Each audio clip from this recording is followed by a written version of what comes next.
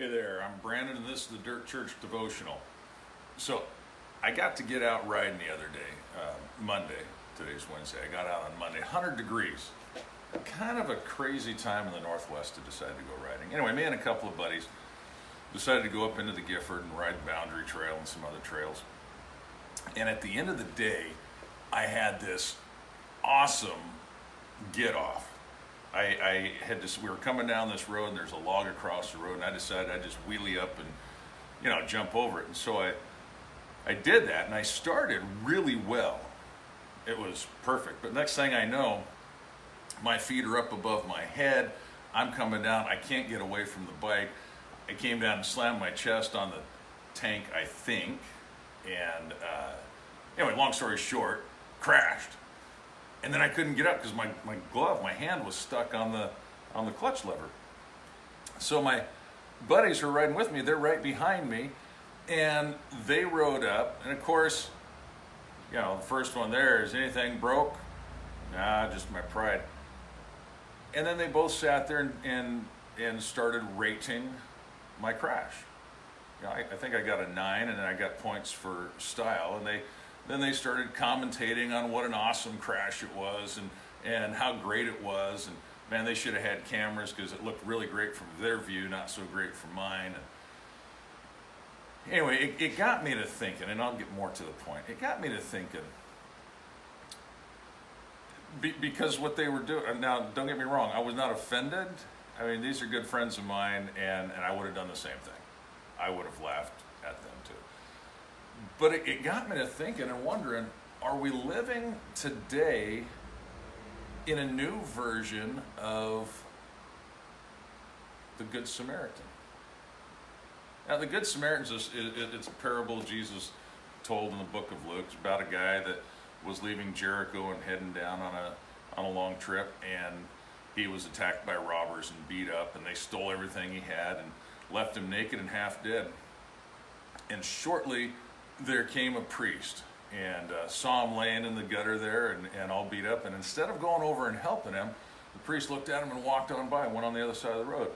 After the priest left, a Levite, who would be kind of like a deacon or an elder in a church today, he came and saw the guy beat up. And instead of helping him, he too went on the other side of the road and went on his way.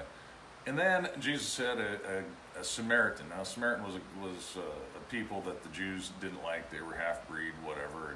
Anyways, this Samaritan stops, bandages this guy's wounds, puts him on his own donkey, and takes him to an inn and takes care of him overnight, and then pays the owner of the inn and says, "Look, I'll come back and I'll pay you whatever I owe you. Just keep an eye on this guy." And the point of it was that we need to be like the Good Samaritan and not like the priest and not like the Levite. So here's what I'm saying. Are we living in an age of a new twist on the Good Samaritan? When I crashed, my buddies were right there, but they didn't get off their bikes. I mean, they didn't even get off their bikes to help me pick my bike up. They just asked me from the side, "Hey, you okay?" And then they started laughing.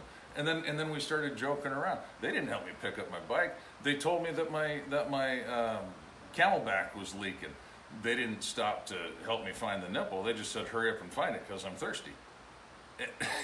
And so here's what I'm wondering: how often do we see friends going through hard times, and we'll just sit there and we'll talk about how spectacular their fail was? We'll laugh with them and slap them on the back and tell them how hilarious they were the night before, or what a big mess they made, but hey, it's all going to be okay, and we slap them on the back, and we don't do anything to actually help them. We don't do anything to actually steer them away from the destruction that they're heading down, steer them away from the destructive things that they're doing. We just affirm them with laughter and rate their fails and go over it over and over. We went to dinner after we got done riding, and of course we talked about this great fail. My thought is, maybe some of your friends that are going through hard times, some of your friends that are struggling, maybe they're not looking for somebody to affirm or commentate on their fail or rate their fail. maybe, just maybe, they're looking for somebody to help them get up and learn how to not fail again. You know, as a believer, that's your job and my job.